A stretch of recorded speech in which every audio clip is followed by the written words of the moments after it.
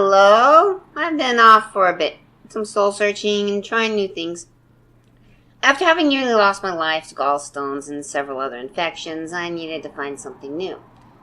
So ultimately, I discovered a group of wonderful people on Reddit who help each other out through one of the hardest things one can go through, being ex-Mormon.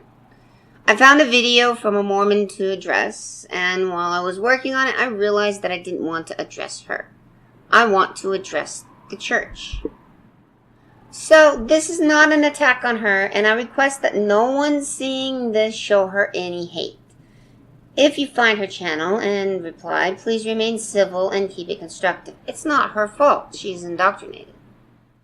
Hey guys, and welcome to my channel. Hi? So, for those of you who don't know, my name is Jessie, and guessing by the title of this video and the channel, yes, I am a Mormon. So remember, don't try to tell me what I believe in the comments down below, or just don't leave any hate, because you're not going to change my beliefs, so just no need to spread around more hate. Wow, you seem scared of criticism. Maybe I'll just... You said you'd do a video for us. Alright, let's do this. The internet just doesn't need any more of it. So, anyways, I thought this would be a really fun video to do. South Park. South Park? Oh, I love that show. This might not be so bad. At least we're going to talk about something that I really enjoy. I literally know nothing about it, you guys. I heard that this was like an episode that they did, like making fun of Mormons or just like talking about it. Yeah, I know that episode. They certainly made fun of the cult. It was pretty well done, nice and subtle without too much vulgarity. Though I really wish they hadn't been so nice to the believers at the end. Seriously, South Park writers really slacked on this episode. Usually, we get a nice final crack at the end that ends the episode with a bang. But this time, they dropped the ball. Anyhow. The Book of Mormon? What's that? You know, the book that Joseph Smith found. Who's Joseph Smith? Okay, so Joseph Smith found the Book of Mormon, but he didn't write it, guys. So I'm excited to see like what they're gonna say about it. Also, they've done analysis on the Book of Mormon and the different books that are in them, and they've proved that the actual books were written by 15 different authors, because there's 15 different books in the Book of Mormon. Their writing styles are so different, and so Joseph Smith actually couldn't have written the entire Book of Mormon himself. Everything you did and everything you said is bullshit! Now we begin to see the indoctrination.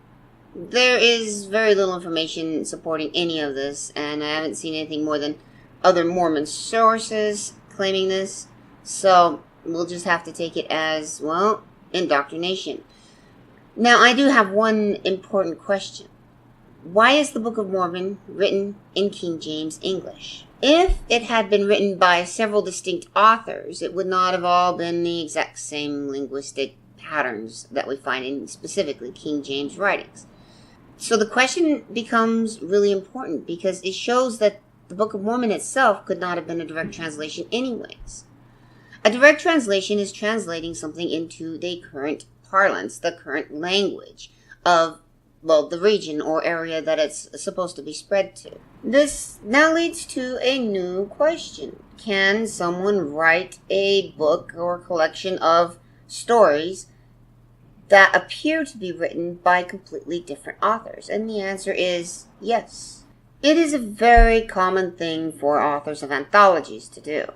One of my favorite examples is Lovecraft, who used this mechanic a lot in his stories.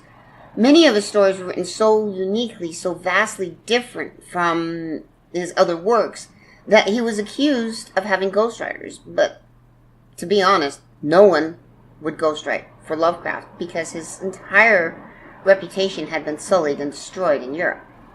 Isaiah Asimov also used the technique, especially in his Opus series. So it is very possible, not only possible, but very common for authors to write entire collections of stories that looked as if they were written by unique authors. They work at this. This is a skill, a very, very prized skill in writing. So claiming that the Book of Mormon was written by multiple different authors according to analysis only leads me to believe that people who believe that the Book of Mormon is true are very, very, very gullible. It's not their fault. A lot of them were raised in this culture. A lot of them were raised to believe whatever sounds good, to believe what other people tell them is true, simply because other people tell them it's true. They don't question it. They don't think that maybe, just maybe, it's just a claim. Dum dum. There goes that kooky Joseph Smith. You know he claims he spoke with God and Jesus. Well, how do you know he didn't? Dum dum dum dum dum. That was good. No. How many times do we have to explain this to almost every single religious person on the planet? How do you know it can't, or didn't, or doesn't, is not a valid reason to believe anything? How do you know Lovecraft wasn't the true prophet who wrote about the true gods? How do you know that a pink unicorn does not live in my closet, creating the universe for me? How do you know that Ra of the ancient Egyptians doesn't exist and you're just pissing him off by worshipping Amun-Ra? How do you know that the one you call Satan is not the true God and the one you worship is a God that wrote the Bible to convince you to worship the evil one? How do you know that that's not the case? If you use this reasoning, we only laugh at you, so stop it. It makes you look intellectually dishonest and extremely lazy, so grow a backbone. He found the stones and golden plates. Dum dum dum dum dum. Even though nobody else ever saw them. Dum dum dum dum dum.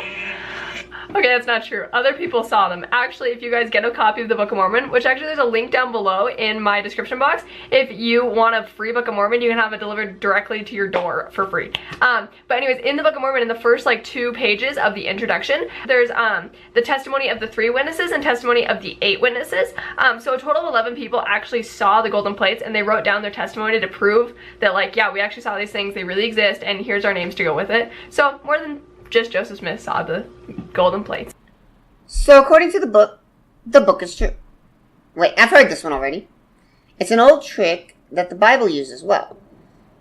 So did the Quran and many other religions, Careful. We don't want them to learn too much. Oh, yeah, forget what I said. Forget I said all of that. It's all true, because why would a book lie about itself? It's not like movies use this trope. In all seriousness, I have this other book that says 300 people saw these platinum plates I translated, explaining how Joseph Smith was a reptilian shape changer from the inner earth. He wanted to weaken humanity to prepare the outer earth for the incoming invasion. How can you know these 300 people existed? Because they wrote it in the book that I translated. Therefore, it trumps your 3 witnesses. Your move, Mormons. Okay, and also people were really trying to steal the gold plates too from Joseph Smith and like threatening to kill him and steal them. So yeah, there was a reason he didn't just show them to everybody. Now, this particular lie is another old scam. But what annoys me about it is how easy it is to see that it never happened. Joseph was already being prosecuted for his crimes around this time. The authorities were requesting his records, and he made excuses to the people who asked about it. What's pathetic is that people still believe Joy's lies because so many people love a good conspiracy theory over the truth. If you want a complete list of his crimes, check out the wiki. The link is in the description, as well as another really cool link showing all the affidavits. Wait, Mormons actually know this story and they still believe Joseph Smith was a prophet? Well, sure. The story proves it, doesn't it? No, it proves he did make it all up. Are you blind? Well, Stan. Because that's not the real story. Okay, I'm going to speak on the official story in a later video, most likely. But the pathetic part that I want to add to this is that they think the revised story they tell is more convincing.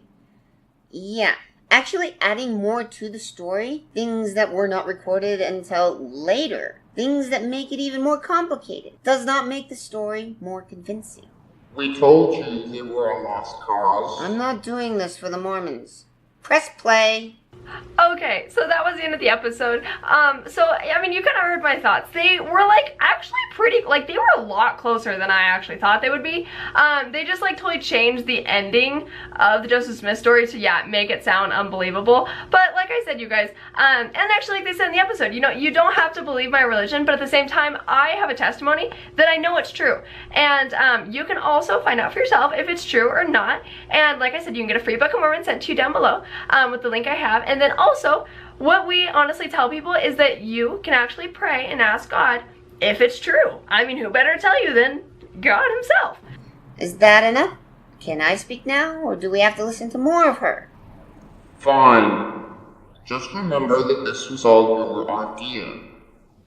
I won't include her anecdotes, what they call testimony. The reason I won't include it is because it makes me pity this poor young lady.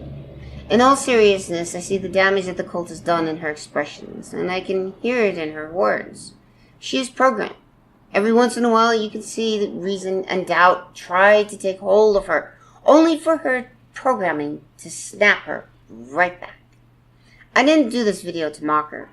I did it to mock the Mormon cult, while pointing out the flaws in the arguments they use to convince the poor fools. But why Mormons specifically? I was born in the church, raised by a mother who was lost to the cult. She was not strong enough to fight the programming, and because of that, she hurt me in ways that most people will never know. For those who have wondered, at least the ones who I didn't block for being rude about it, I am transgender. I knew I was when I was very young, and because of the cult and my mother, I fought against myself. But here's the catch. She told me that we should treat even gay people kindly. So did the cult. But when they discovered I was transgender, they all turned against me. Except for my father. It was my father who stood with me when I finally had enough and stopped going.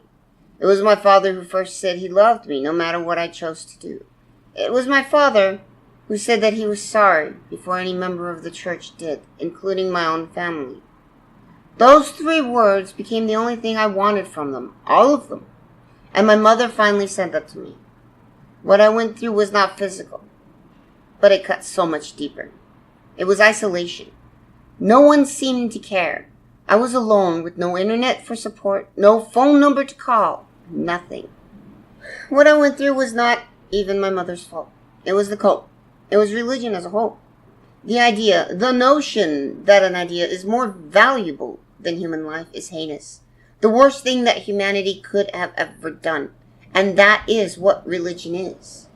I needed to do this, and I want to thank those on the forums for their support, and let anyone who is suffering because of religion know only one thing. The most important thing. You are not alone.